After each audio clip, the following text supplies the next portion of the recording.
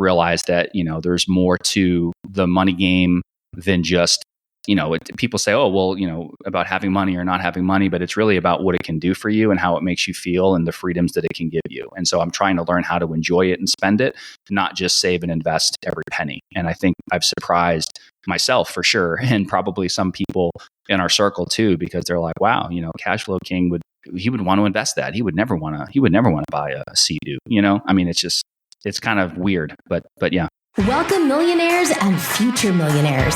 You're listening to the Millionaires Unveiled podcast, a show where you'll hear the stories and interviews of everyday millionaires. We'll unveil their decisions, their strategies, and their portfolio allocation.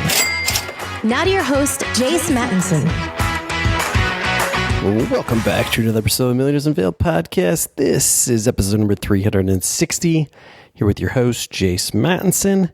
Excited for a great episode today with Cashflow King. Before we get into that, though, if you haven't been on the show yet, reach out, millionairesunveiled@gmail.com. We're always looking for new, great guests. Got a letter this week from one of our listeners in Sweden. This is from... I'm not quite sure how to pronounce. I have some Swedish heritage, but do not speak Swedish, but I think it's Mosen. It says, Dear Jace, hello from Sweden. I've been listening to the podcast for the past year, working my way backwards, and just reached episode number 200. Love the show and the stories. Thank you so much. I'm a bit of a late starter, but was able to reach 400K a couple months ago and can't wait to do my $1 million hauler on your show, hopefully before March 2026, which will be my 40th birthday. I wanted to ask you to bring back the hard work, intelligence, or luck question. Thank you for that. We will definitely try to include that more in our rapid fire. I know that I've got several different iterations out there as we try to mix it up a little bit and hit on all those things, but I'll definitely try to bring that one back in the rotation more frequently. As always, appreciate you reaching out and appreciate you listening to the show as well. So today's guest is Cashflow King. He's got a net worth of $2 million. He's 39 years old. And wealth is quite diversified. He was working in the CPG industry and has more recently made a switch to be a financial advisor. So quite the story of making that jump from a career standpoint and getting into the financial advisory space. Get a great breakdown of all of his net worth and how it's been accumulated and the kind of journey that he's been on to get where he wants to go. And one really cool, unique thing, he brought a Rolex when he hit $1 million status. So that's pretty unique. And he's got a goal to hit 10 million in his lifetime. So, and without any further delay, let's get into the interview with Cashflow King. And today it's going to be Stacy on the mic doing the whole interview. So you're in for a treat.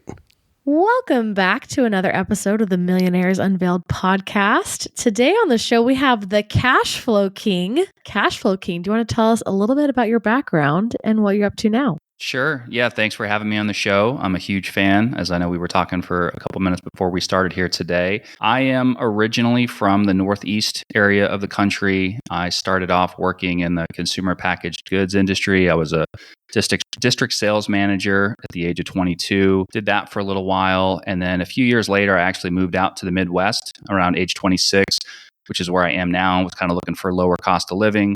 I got into the financial services industry at the time, and that's currently what I'm still doing now. So I work as a financial advisor in the retirement services area. Recently married, no kids yet, but we just found out we got one on the way. So that's a little bit about me.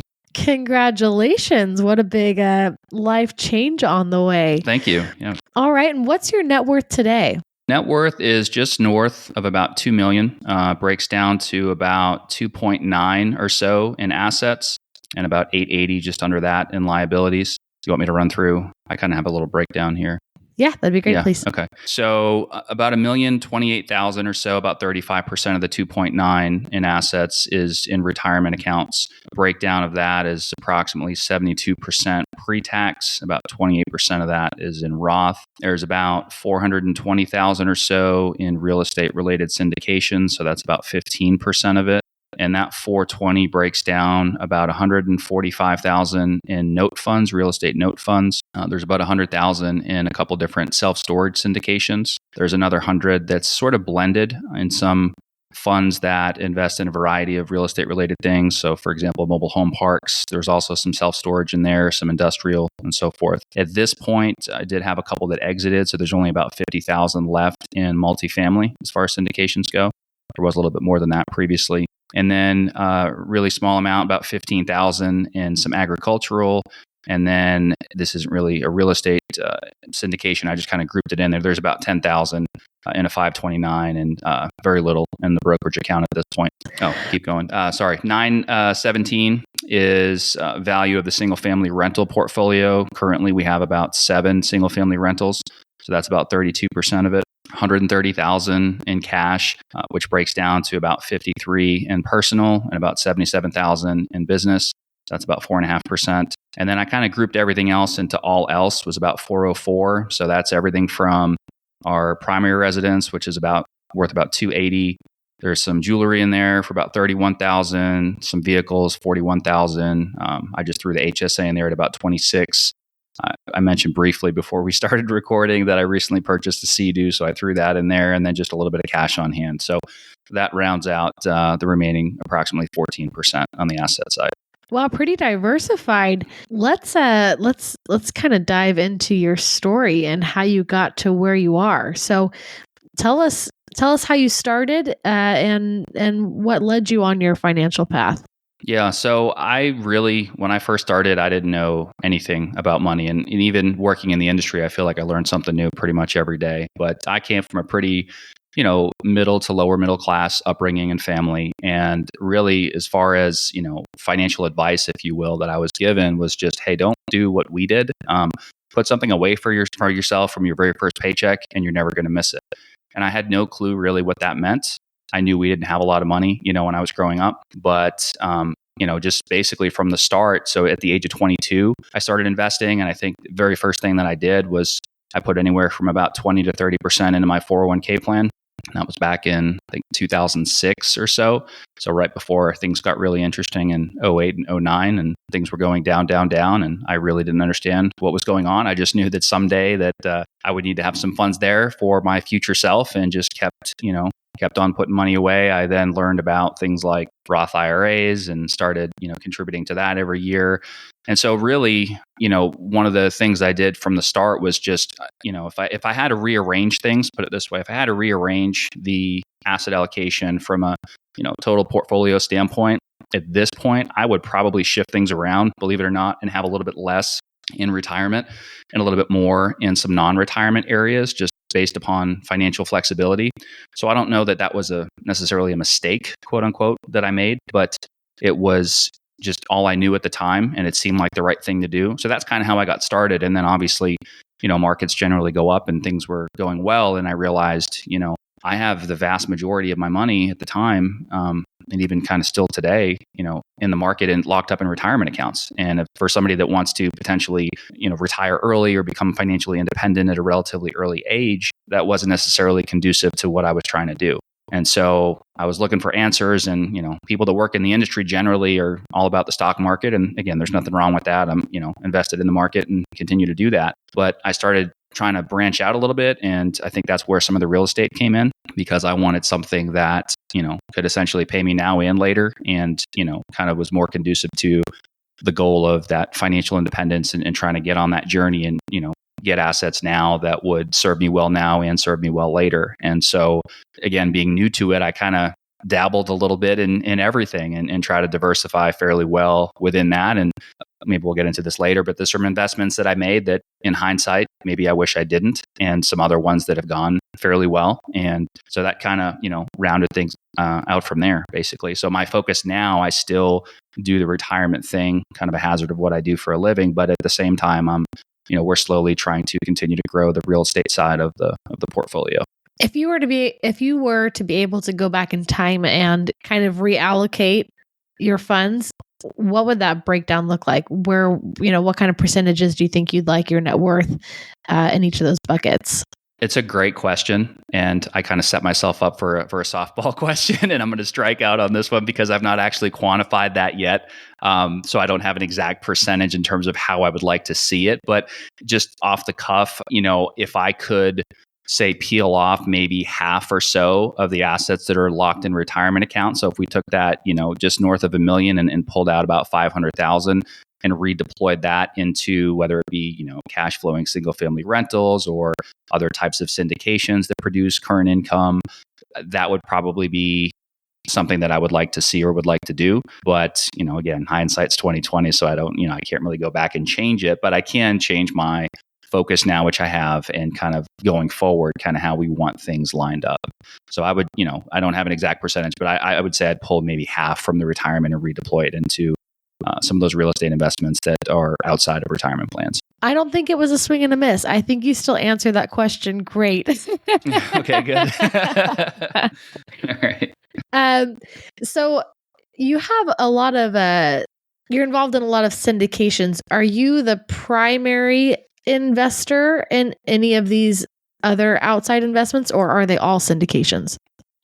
So the single family rentals are all turnkey, which we can get into if you want. And we have 7 of those. So those are directly owned by us, essentially. So we own them in different entities. So for example, there's some that are held in an LLC. There's some that are held in a trust. And I don't know how far down in the weeds we want to get with that, but those are directly owned completely. And when I say completely, they have mortgages on them, but there's no other investors that have ownership or equity in those properties. Meaning you and your wife or business partner, or my wife? Yes, I'm sorry, my wife. Yeah. Got it. So I had started beforehand. So there's some that I still have sort of in my company, and then we have a couple that are in the trust, which is kind of a joint thing. So it's divvied up a little bit. But yeah, it's either me and my wife that own them. Okay. But the syndications, I'm kind of a small fish in a big pond when it comes to that. So I am one of many investors that are in these different types of funds.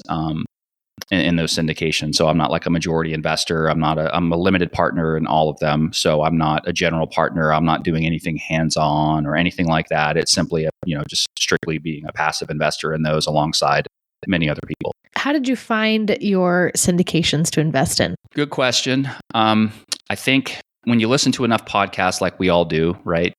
There's certain folks, certain companies, certain groups, certain names that seem to, what I like to call, run around in the circuit. So when I was kind of exploring real estate, there's a certain handful of podcasts. I mean, there's a million podcasts out there, right? But there's a certain grouping of them that are fairly popular, and you start to see certain guests that might be on multiple podcasts, and all of a sudden you become interested, you become curious, you want to learn more about that, find out more about that. And so really just a very long discovery process, everything from initially hearing somebody on a podcast to then connecting with them, talking with other investors that may or may not have already invested with them or know some information about them. And so it really, I don't have a single answer other than, just becoming familiar. And then once you get involved and you get started and you talk to other investors that are in syndications, people start to share information. Hey, did you hear about this group? Or, hey, I didn't have such a great experience. Here's what happened to me. Not telling you what to do, but just be careful. And you start to hear different things. And so you can kind of, start your due diligence process that way. Or at least that's how I did. Very good. I think that's a question a lot of people have is, I think that sounds interesting to invest in, but how do I even, get started? So even just having a little bit of a roadmap there can be helpful. Mm-hmm. I'd like to back up a little bit to kind of your career path. Sure. Because you went from consumer packaged goods to financial advising. Mm-hmm. How did we make that jump? Well, I was in consumer packaged goods. The position itself was fine, but the hours sometimes were a little bit crazy. So I ran a route sales team for a very large company. Again, I was a district sales manager, and things, when they went well, they were going really well. But I had a person on my team sustain an injury. We didn't have necessarily a replacement for that person. And it turned into, I'm up at 3 a.m. and I'm working 12, 14, 16-hour days. And I remember talking, actually, somebody that I had graduated undergrad with who also worked with this company in the same position. And she said something to me one time. She said, Cashflow King, if you want to work a 9 to 5, maybe you should look at a bank, right? And that kind of stuck with me for a while, for whatever reason. And I had always talked to friends and family just, casually about personal finance. It was something that I just gradually developed an interest in. And I remember I've had a couple people say to me, you can probably make a pretty good living doing this. Like there are people out there that are financial advisors that actually help other people with some of the stuff that we're already talking about, as basic as it was. And I had no idea. And so I said, oh, well, that sounds interesting to me. And at the same time, I was looking forward, looking ahead, just kind of being planning oriented. And I thought, well, I don't want to stay in the Northeast forever. No disrespect to anybody in the Northeast, was born and raised there, but kind of a lower cost of living, slower pace, just kind of wanted to take a step back and really try to find that balance. And so I put the two together. I had some family that relocated at the time out in this area. And I said, I came out to visit and I said, I don't hate it. I don't know if I'm going to love it, but I think I'm going to move back home for a little while. So I actually did. And right around that time, I, decided, what, I'm going to give this a go. I'm going to make a career change and see what this financial services thing is all about. And then the rest is history. I've been in it now for 15 plus years, I guess. Did you have to go to any additional schooling or receive any other certifications? What kind of time frame did this take to make that change? Yeah, I did. So the first company that I worked for, a very large organization, they basically, and a lot of companies will, everyone's a little different, but they paid for everything. So I had to get licensed. So I have a Series 7 General Securities license. You have to get a Series 66 license. You have to get a life insurance license.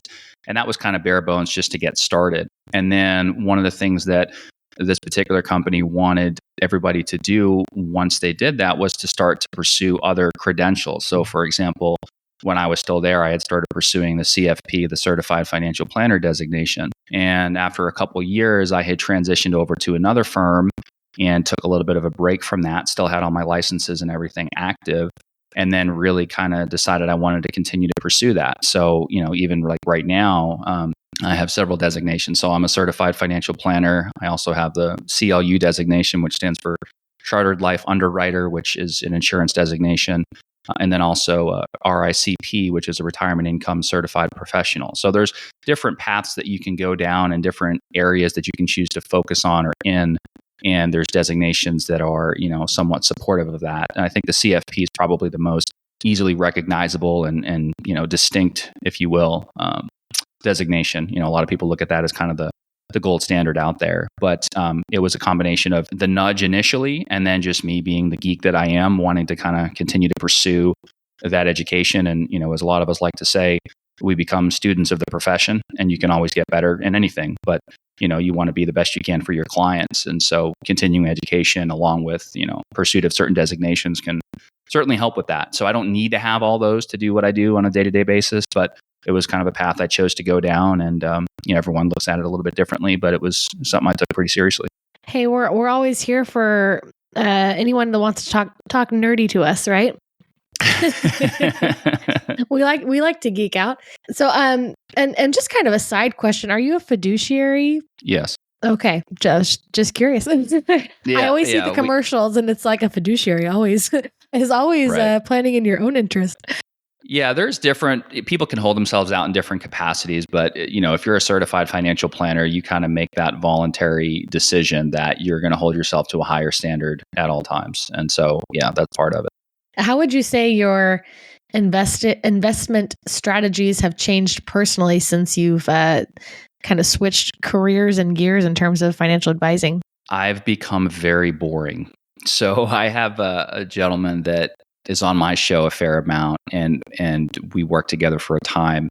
And we always used to joke around because he was very much into, individual security selection and stock picking and things like that. And he's actually pretty good at it.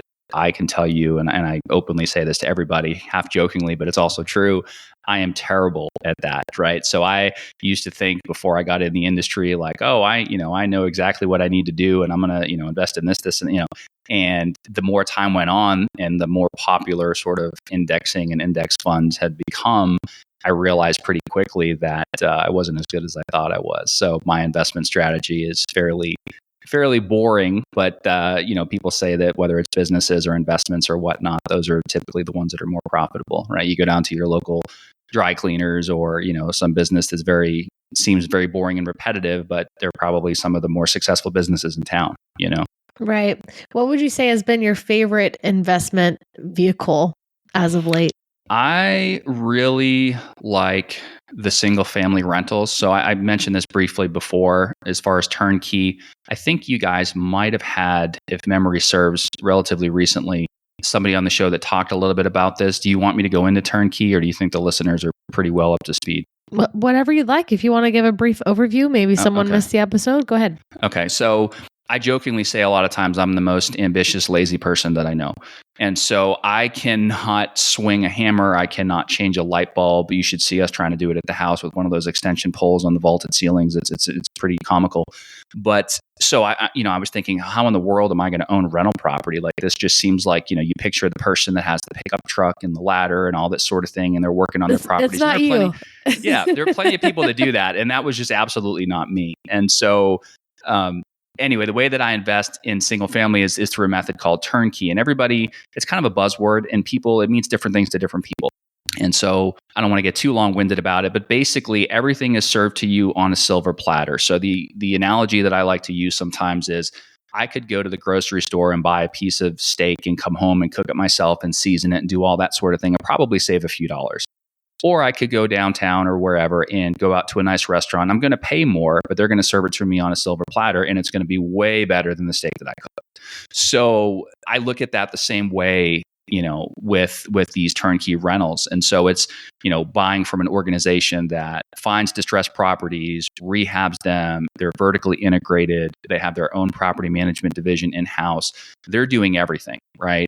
And of course, you pay for that. You pay a price for that. And I have other people in my circle that do everything themselves, and they swear by it. It just wasn't for me. And so the reason that it's my favorite investment, I know this is going to sound really cheesy, but I like logging in, whether it's on my phone or on the laptop, to the property management portal to see who paid rent on the first. Does this person pay on the second? Who's on the third? And just kind of see the income coming in, and look at the property management reports and kind of geek out about it a little bit.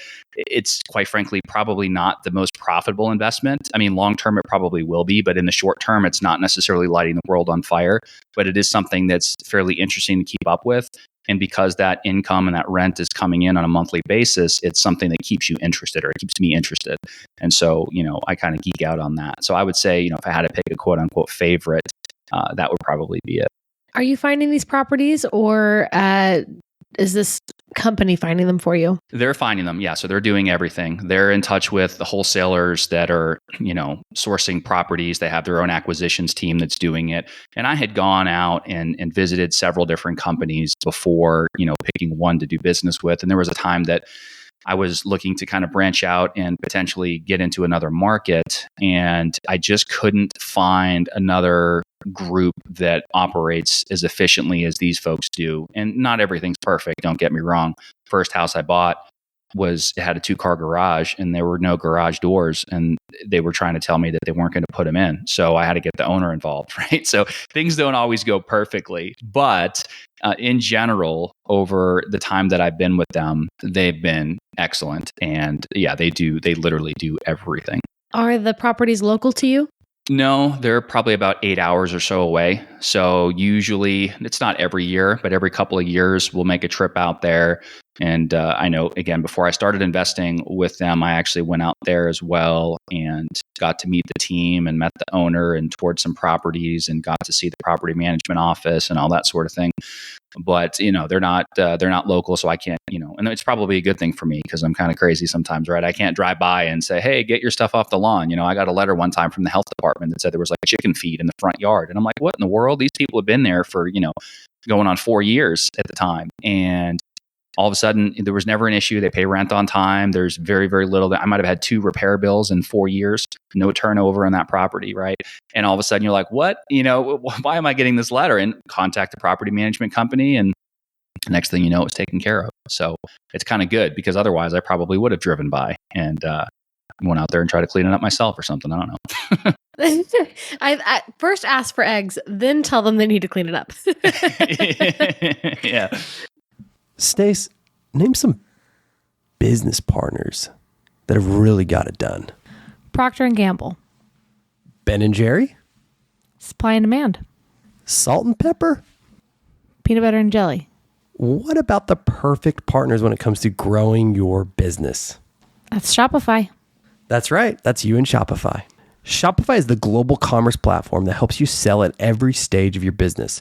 From the launch your online shop stage to the first real life store stage, all the way to did we just hit 1 million order stage? Shopify's there to help you grow. Whether you're selling shipping supplies or promoting productivity programs, Shopify helps you sell everywhere. From their all-in-one e-commerce platform to their in-person POS system, wherever and whatever you're selling, Shopify's got you covered. Shopify helps you turn browsers into buyers with the internet's best converting checkout, up to 36% better compared to the leading commerce platforms. And sell more with less thanks to Shopify Magic, your AI-powered all-star. What I love about Shopify is no matter how big you want to grow, Shopify gives you everything you need to take control and take your business to the next level. Shopify powers 10% of all e-commerce in the United States, and Shopify is the global force behind Allbirds, Rothy's, Brooklinen, and millions of other entrepreneurs of every size across 175 countries. Sign up for a $1 per month trial period at shopify.com/unveiled, all lowercase. Go to shopify.com/unveiled now to grow your business, no matter what stage you're in. That's shopify.com/unveiled. And thanks again to Shopify for supporting today's episode. So it sounds like all these properties are local to this kind of turnkey company that you're using. Right. Okay. Are you wanting to grow this portfolio anymore? Yes, actually. And we had a really hard time with it. In fact, just as recently as this week, there were 2 properties that had come up. And they you get on a waiting list at this point because they become fairly popular. And so when you finally get to the top of the list, they start sending out properties, and they'll have pictures and a little voice memo, and they'll say, here's, this is a 3-bedroom, 2-bathroom, and this zip code, here's the address, here's what it's going to rent for, here's the purchase price, and there's pictures and the scope of work and everything is there. Well, with the interest rate environment that we're in, there's a lot of people that are still making deals work. I was listening to your most recent show, I think, with the gentleman that was on that was worth $51 million, and he was saying the interest rates are irrelevant, right? And you can still make deals work, and you absolutely can, depending on the type of investing that you're doing. And that's where I think, quite frankly, I'm at a little bit of a disadvantage, is because I don't want to be the person that's, doing the acquisition side. I don't want to be the person that's out there looking for the properties and trying to make a deal and doing those sorts of things. Nothing wrong with that. To those that do, more power to them. It's just not my style. And so it's a little bit more difficult, I think, on the single family side anyway, to make the numbers pencil. And so there were a couple that came up that were in zip codes that we really liked and areas that we really liked. A couple of them were really close to the properties we already have. And I couldn't pull the trigger. I just could not get it to work. And it was one of those things where it's a lot of, it's all relative, but it's a fairly decent chunk and amount of money to put down, because now, even with rates where they are, instead of putting 20% down, a lot of times to get a better rate, you need to put 25% down. And then even if you want to, you can buy the rate down. So if you're not happy with the rate, where it is, then you got to buy, you got to buy it down and pay some points. And so by the time you go through all that and you figure out how much cash am I actually going to put into this thing, and then what is my cash flow going to be on a monthly basis, it just doesn't work. And I understand that that's one of several components in terms of total return. I don't want to get too geeky here, but in long term, I could probably still make an argument for why it could make sense. But going back to what I said at the beginning of the show about looking to get to the point of financial independence sooner rather than later, it doesn't necessarily meet our goal of generating that cash flow now to the extent that we would like it to. So at this particular time, even though we do want to continue to grow the portfolio, we haven't been very active. We've been looking, we just haven't pulled the trigger. And so, I've been doing more on the syndication side than I have been on the single family side. But both, quite honestly, have slowed down. Things are changing out there, especially in commercial too. So we haven't done much lately, but we would like to in the future. Very nice. So how long did it take you from the time you started your wealth building journey to make your first million? I was age 35. I'm 39 right now. I started investing at 22. So what's that? 13 years. Okay. And then how about your second million? 4 years, 39 this year. Nice little snowball there. That escalated quickly. Yeah. Well, I got lucky too, but yeah, things, yeah, they did. And you mentioned your wife, and she's seems to be involved here. What kind of role has she played in this wealth building? And is it something she's also interested in? You've done together, or kind of talk us through that partnership? She's very much interested in it. So I'm quite a bit older than she is, about 5 years or so older than she is. And when we first met, I kind of introduced her, I think, in a lot of ways to this whole concept of financial independence. Like, she was still investing a little bit in, her workplace retirement plan at the time and things like that.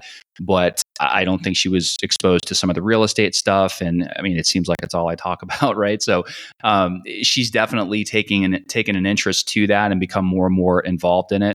And actually, it's kind of a short, funny story. When she sold her primary residence and ended up moving in here with me, what she did basically with the proceeds of the sale was she went out and bought her first turnkey rental. So she definitely was on board with it. And at that moment, I'm like, okay, she's the one, So yeah, but we're kind of doing this together. She's very much interested in it, but she just hadn't kind of been at it as long. So I've had a longer runway. I started earlier. I was kind of immersed in it, and she's kind of coming up to speed at this point. That's great. Yeah. So what's the goal? What does retirement look like? Well, it's funny you asked that. So we look at it as kind of a two-phased retirement, if you will. The first one, and I don't know where I got this other than when I was younger, before I even got in the industry. For whatever reason, I always used to say I'm going to retire at 50.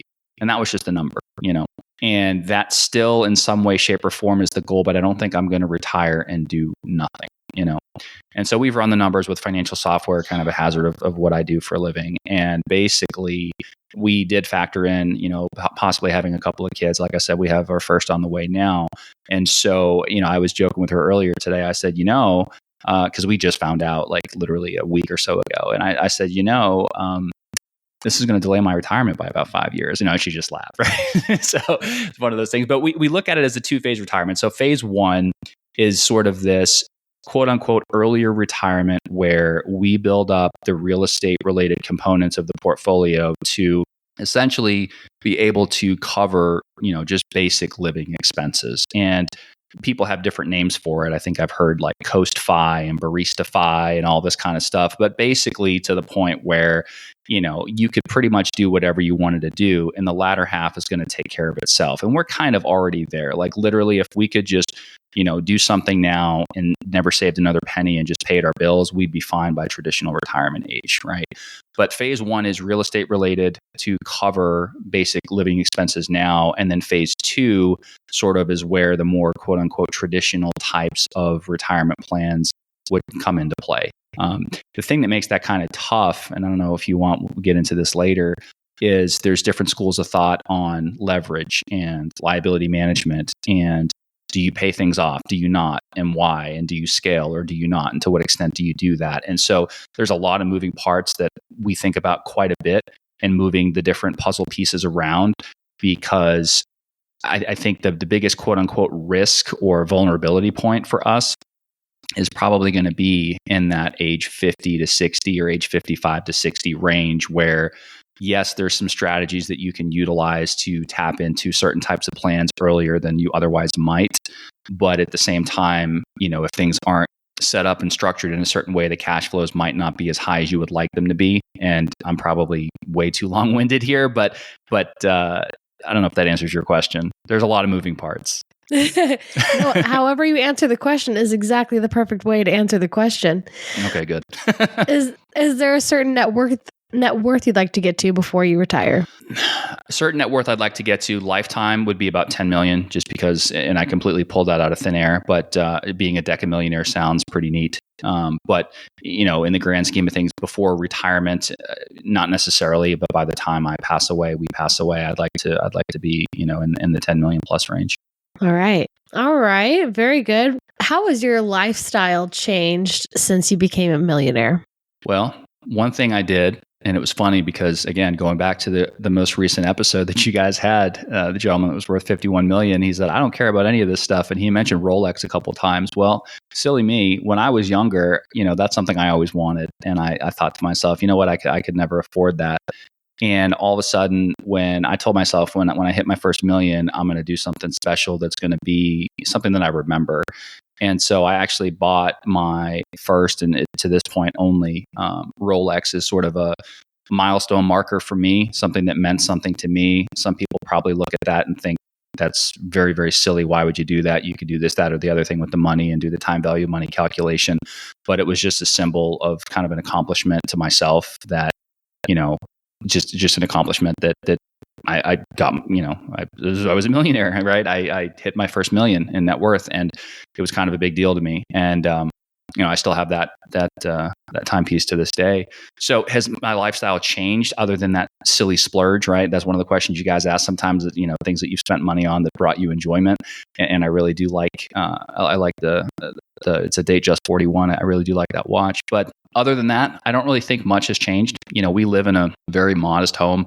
It's newer construction, but it's, 3-bedroom, 2-bathroom, 1,600 square feet with an office, 2-car garage. It's nothing overly fancy. We could live in something so much nicer, so much bigger. I jokingly say I'm going to die in this house, right? And eventually, depending on how many kids we have, we may get something bigger. But I think there's certain decisions that people make in life that, are going to have a very large bearing on how their finances turn out. I've also made some mistakes. I'm kind of a car guy in a way. Not that I know much about the gears and all that kind of stuff, but just like having a nice vehicle. And so you have to pick and choose where you want to spend your money, right? And so I don't want to be house poor. We travel a lot. We do different things. And so, but nothing has changed. I really don't think anything has changed at all. It's just one foot in front of the other, business as usual, and just kind of continuing on the journey. Other than the Rolex purchase, there was nothing earth-shattering or life-changing, I don't think, that happened. In fact, one of the things that I'm working on is getting better at spending money, because we call it the year of spending, right? I bought a 2023 Sea-Doo GTX 170 for anybody out there that's into skis, water skis, and it was the best purchase I think that I've ever made. I've gotten so much enjoyment. It's probably the most money I've ever spent on the stupidest thing that's going to produce zero income and has it doesn't have zero value, right? I could sell it, but it's just brings me a lot of joy, right? We did an addition on our back deck and put on a little, added onto the roof and did a covered deck and things like that this year. So we've done a couple different things where we've spent more money than I initially thought we were going to, but it's brought a lot of enjoyment to us, and that makes us really happy. And I'm starting to realize that there's more to the money game than just people say, oh well, about having money or not having money, but it's really about what it can do for you and how it makes you feel and the freedoms that it can give you. And so I'm trying to learn how to enjoy it and spend it, not just save and invest every penny. And I think I've surprised myself for sure, and probably some people in our circle too, because they're like, wow, Cashflow King would want to invest that. He would never want to buy a Sea-Doo. I mean, it's kind of weird, but yeah. It's an interesting concept, because I think this is something people who have been saving for a long time or investing for a long time struggle with in general. It's this hurdle of enjoying the fruits of your labor, yep. And how much enjoyment does it give you to put more away that you may never, ever use, right? If you're going back to like the Die with Zero book, that is something that, yep. We like a lot of principles from that. But, is it worth going to the nest egg that may never get touched, or is it worth spending a little bit of that now to really enhance my life experience? Yeah. And I think part of the reason that I think that way is partially shaped just in what I do for work, because I see a lot of people in the retirement area that work their whole lives, right? And they sacrifice and they scrimp and save, and they're putting money away and they're doing different things. But I've seen many instances where, life happens, people might pass away sooner than expected, and all of a sudden they never do get to enjoy the money. And, had they known, I mean, again, nobody knows where they're going to go, right? But you probably would do things differently. And so that's the way I try to approach things now. I don't know if it came from a song or what, but I joke all the time, what are you up to? I'm just living my best life. I'm going on a trip, or I'm doing this, or hey, we're taking the Sea-Doo out, I don't care how much the gas is today. You know what I mean? So you have to just learn to embrace things and enjoy things. But at the same time, it is extremely important to still plan for the future, right? You have to find that balance. And I think for a lot of people, I know for me, for us, it's it's always a challenge. It's like a never ending challenge. But I think more and more people that are in this space, in this community, in terms of financial independence and just people that are interested in personal finance, like you said, it's something that a lot of us, we have to grapple with. And sometimes, it's like, oh, well, this person's a millionaire. This person's a multimillionaire. Oh, poor you. You know what I mean? Because there's going to be points in life where, maybe you have to cut back. Maybe you can't, buy the coffee. Like we have we joke about our Starbucks habit, right? And we go out for coffee a fair amount. And so we recently made this little rule where every time we go, whether it's fast food or Starbucks or whatever, and whatever we spend, we have to invest the same amount in the brokerage account. That's just a new thing we started doing. So if we go to Starbucks and spend $15 or, whatever it is, 14 something, okay, well, 14 something's getting transferred into the brokerage account and it's getting invested. And it's just kind of a little game that we play, but you're still not depriving yourself. You're enjoying what you want, but also at the same time, you're still investing. And so we try to play games and make it fun. That is hilarious. I need to know, logistically speaking, do you just keep like a note section on your phone, or do you do it in real time as you're placing the order? Yeah, I'm in the drive-through, right? So I'm in the drive-through, and that's exactly what I'm doing. And quick tip or fun fact or whatever. She was really big in the Starbucks, more so than I was. And I always used to make fun of her for it. People would say, oh, you're buying attitude in a cup, and people are Starbucks snobs and all this kind of stuff. Right. Starbucks is not a sponsor of the show as far as I know anyway.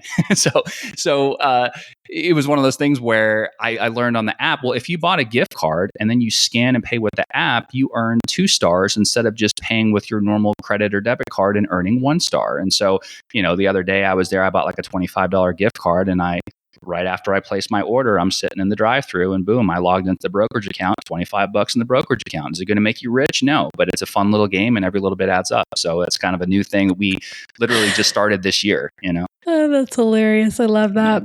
Yep. All right. Well, let's wrap up with some rapid fire. And then at the end, we can get this part out. At the end, I'll ask you about your podcast where people can reach you. Okay. Oh, does that cool. work? Yeah. All right. It's fine. Okay. All right. I don't think I forgot about that. All right. Rapid fire questions. What is the most fun you've had with money? Probably the Sea-Doo. I'm going to keep going back to it because it just brings me a lot of joy. And there's usually when you spend a lot of money on something, you look back and say, I wish I didn't do that. Not the case with that. So I'd say the Sea-Doo. What is the best bucket list experience you've had? I don't know that it's a bucket list experience, but the most expensive trip that we've gone on, and we try to do everything on points now. We're really into the points game. But when we went on our honeymoon, we went to Punta Cana in the Dominican Republic, and we had spent about $10,000 on that trip, which is by far the most I had ever spent on a trip. All right. What's the craziest thing you've ever done to earn money? I have 2. The first one is we drove for a rideshare company. I just thought it would be interesting. My wife, who was my girlfriend at the time, she thought it would be interesting. So she started driving for the rideshare company.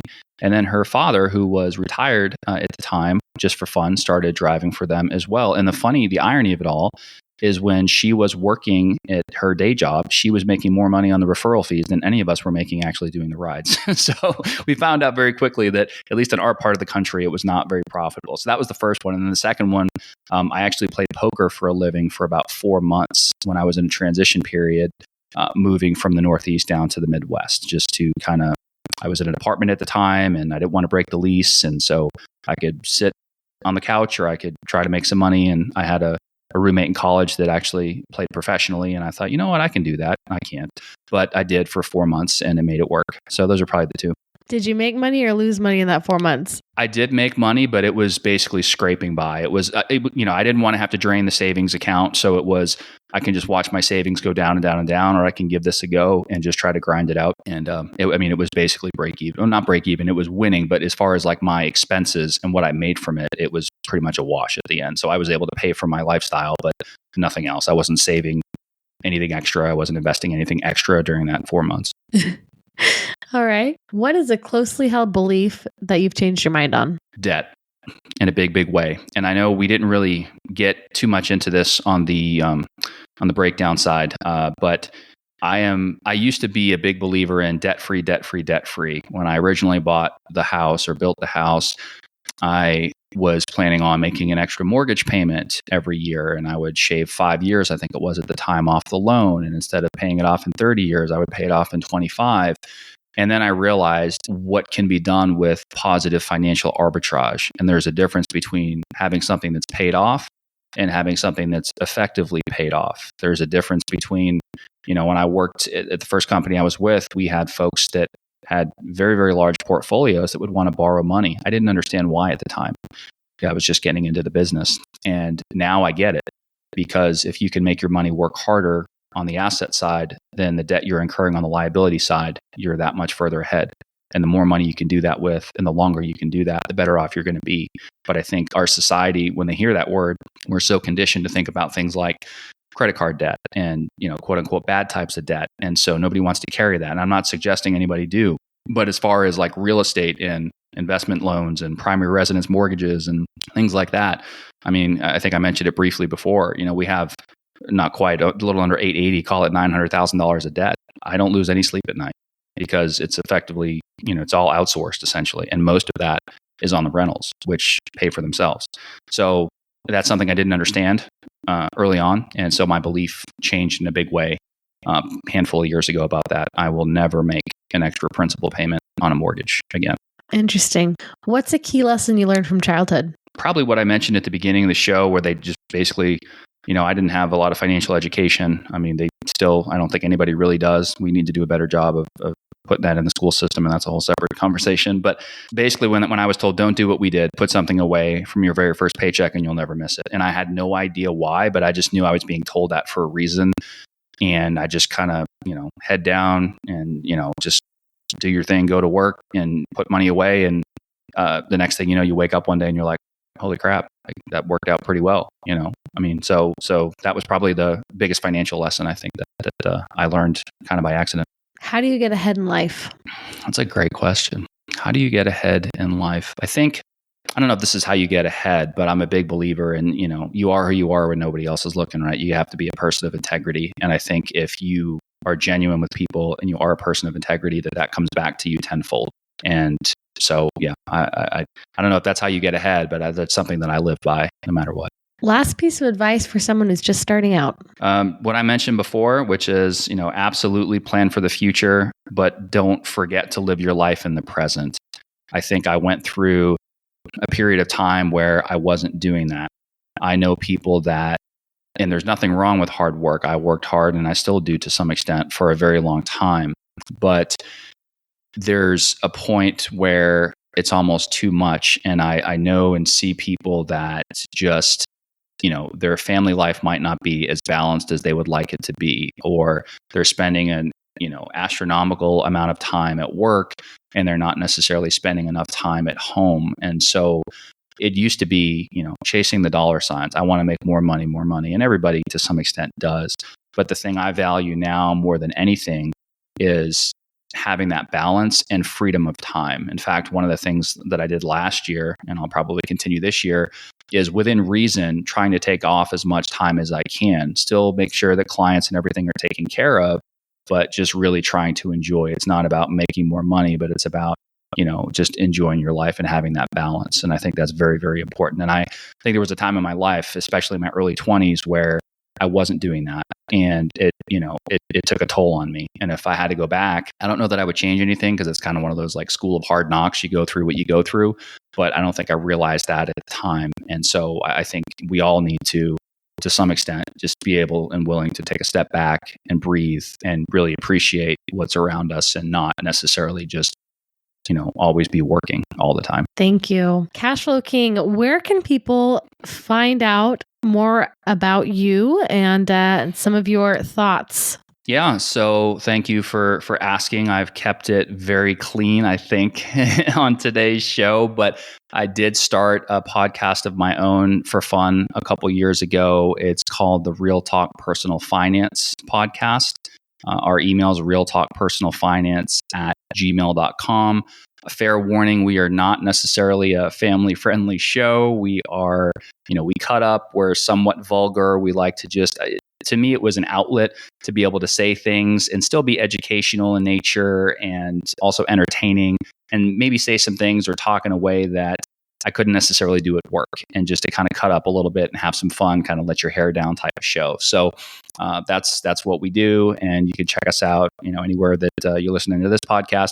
You can probably find us. It's a little picture of a microphone, Real Talk Personal Finance. And it's there that you go by the Cashflow King. Is that correct? That's right. Yeah. So the joke's on me kind of when it comes to that, but I had to figure out, okay, how do I do this and, not get in trouble because work doesn't like it when you start a podcast, I guess. So I had to figure out a name, and I had just been kind of getting into real estate at the time. And so it was all about cash flow, right? So I had to come up with a name. And so I just came up with Cashflow King and went by that. And anybody that is a guest on the show, we all have code names, which is kind of fun and interesting. And we try to keep it light. Everybody's anonymous, but we are real people. I am really in the industry. If you write us, we will write you back. So feel free to reach out. But yeah, that's kind of how that whole thing started. And when I say the joke's on me, it's some of these syndications. I won't go too long here, but in commercial real estate, and a lot of them, their distributions and whatnot have dried up a little bit, at least temporarily, given the market conditions. And so, I kind of laugh at myself sometimes because when times were good, yeah, cash flow was all right. And then when times aren't so great, it's like, yeah, well, the joke's on you, pal. Maybe you're demoted to the cash flow queen or cash flow jack. Yeah, cash flow jack. Okay, there we go. I like that. Cash flow jack. Yeah. Cash flow king with a net worth just over $2 million. Thank you so much for coming on the show today. Thanks for having me. It was great.